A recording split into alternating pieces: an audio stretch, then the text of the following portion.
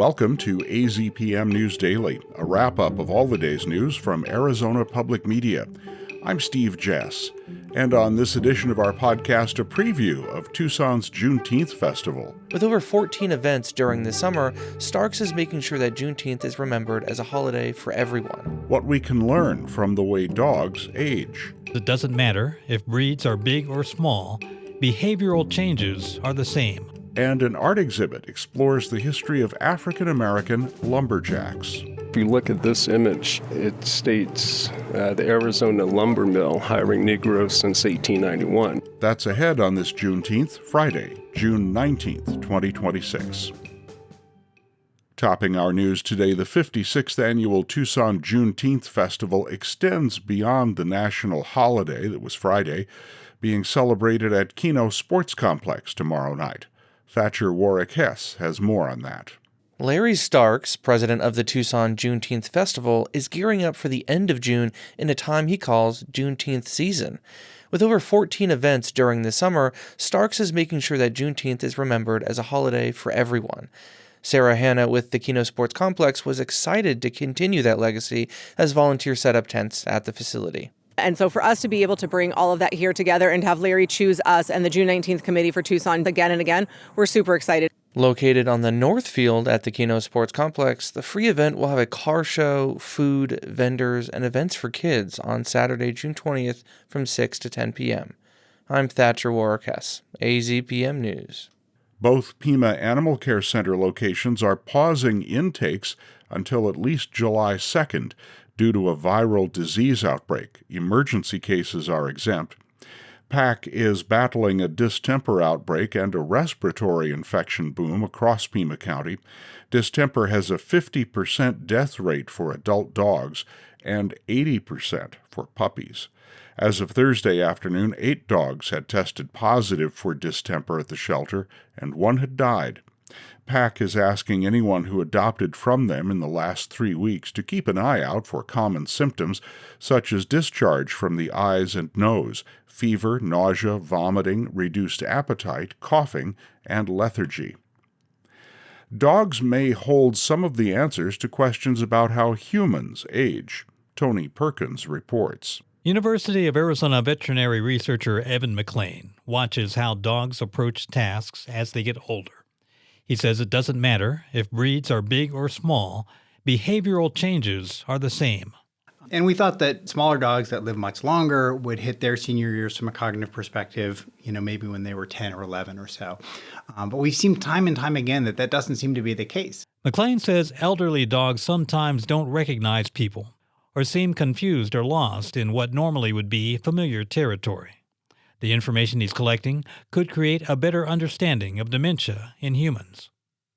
I'm Tony Perkins, AZPM News. You can hear more about this on Arizona Science. Look for it on our website, azpm.org. Improvements to Arizona's Department of Economic Security have led to the first increase in SNAP food aid payments in more than a year. Since March of 2025, the number of Arizonans on supplemental nutrition assistance has been dropping due to federal requirements enacted last July. May data shows about 450,000 people are now on the program statewide. While that's roughly half the number who relied on SNAP last year, it's a slight increase since April. Pima County saw a 5% increase from April to May, leaving 71,000 people to receive benefits. DES tells AZPM that more staff, enhancements to the department's calling system, and more automated workflows have contributed to the increase in cases. The future of Old Tucson is once again up in the air. The county-owned theme park west of Tucson has been run by American Heritage Railways since 2022, but the company says it's not picking up the 10-year optional extension to its lease, which ends next April. The county says the venue will stay open and managers are meeting to discuss the venue's future. Upcoming events such as Nightfall in October and the Yuletide celebration are still happening this year. The county says they're wildly popular. Old Tucson has had a varied past. It started out in 1939 as a set for the movie Western Arizona, and became popular with Hollywood producers looking for a West town setting. It expanded into a tourist attraction in 1960 and added a soundstage building in 1968. A massive fire destroyed much of Old Tucson in 1995, including that soundstage, but it continued to be used as a shooting location. The COVID pandemic forced its previous operator out of business in 2020. Nearly 2 years later, it reopened under a lease with American Heritage Railways.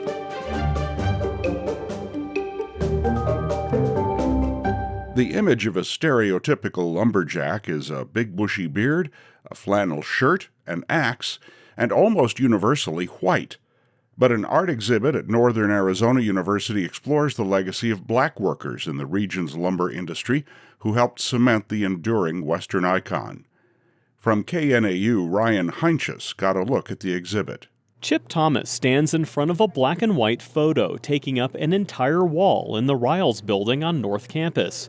The faces of 24 or so men stare back in solemn silence. If you look at this image, it states the Arizona lumber mill hiring Negroes since 1891. So we know that African Americans were working here in the lumber mill since the late 1800s. The mill, at the base of what today is Observatory Mesa in Flagstaff, employed an integrated workforce, a rarity for its time. This piece is important to me because just 30 miles away in Williams, there was the Saginaw and Manistee Mill and Box Company, which explicitly did not hire African Americans. Thomas is no stranger to such grand artistic displays. As his alter ego, Jetsonorama, he's created countless large-scale public wheat paste murals across the Navajo Nation and beyond. But for this project, Thomas wanted to pull back the curtain on the hidden history of one of northern Arizona's key industries. This exhibition is an opportunity to bring the idea of black lumberjacks to the home of Louis the Lumberjack. By the late 19th century, the forests in the American South had become overcut, which triggered a migration west for many workers during Jim Crow segregation. The African American lumbermen who came from the South were highly skilled. So they were a skilled labor force that brought their expertise with them to this area. The exhibit is a collaboration between Thomas and students in NAU's Department of Comparative Cultural Studies. Russell Pryba is a teaching professor. The idea was to take some of what Chip is best known for, like the Painted Desert project up at Gray Mountain, and to bring that sort of street art, public art practice indoors, and then to build sort of the environment around Chip's work. On another wall, the words Imagine, Louis, Black, Latino, Native, Female are written on 3 old-timey tin-type photos of black lumberjacks. But it's not just the archival image, it's the use of the image to create like a total work of art. That's really Chip's artistry. That's really significant because you're not just experiencing the history, but you're seeing that through the lens of an artistic expression. One black and white image depicts a man wielding a crosscut saw after having felled a massive pine tree. It's accompanied by a story from Bernadine Lewis, who's the program director for NAU's Center of Inclusive Excellence and Access. I'm from the Geechee Gullah culture of the coastal islands of Georgia, from an island that is now just about 19 descendants of enslaved peoples. Lewis recalls stories her aunt told of the larger-than-life men who communed with the trees as they worked in southern forests. And even the tools that they used was, given to them by one of the African gods of iron. But Lewis came to discover that the rest of the world had a much different image of these men. And of course, working at NAU, and I see a lumberjack that looks more like Paul Bunyan, but not like the ancestors that I know and the pictures that I had seen. And she wants to set the record straight by presenting a different set of lived experiences. These invisible stories or unheard stories also help create the quilt, the fabric of America's history. So African American history is not just 28 days in February, it's 365 days, and it is America's history. The Black Lumberjacks in Northern Arizona exhibit is on display through November in the Riles building on the NAU campus. A more expansive version is planned for next year. In Flagstaff, I'm Ryan Heinches. And now you're caught up on the stories we've covered today at Arizona Public Media.